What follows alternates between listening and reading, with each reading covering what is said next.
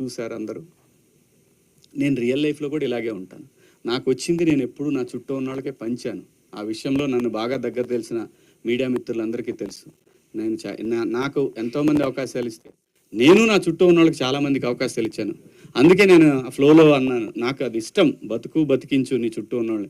ఎందుకంటే బతకడమే కష్టమైపోయిన ఫ్యామిలీ నుంచి వచ్చిన మనిషిని కాబట్టి, బతుకు వీళ్ళకి తెలుసు కాబట్టి, ఈ రోజు కూడా నేను నమ్మేది ఒకటే, నీకు ఉపయోగపడినా పడపోయినా నీ చుట్టూ ఉన్న వాళ్ళకి ఎవరికైనా ఉపయోగపడిద్దా?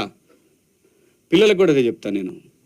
అన్నా అది మనకు దూరంగా ఉన్నా సరే వాడికి ఉపయోగపడిద్దా, చేసేద్దాం, మనకి తర్వాత వేరేవాడు చేస్తాడు మనకి హెల్ప్.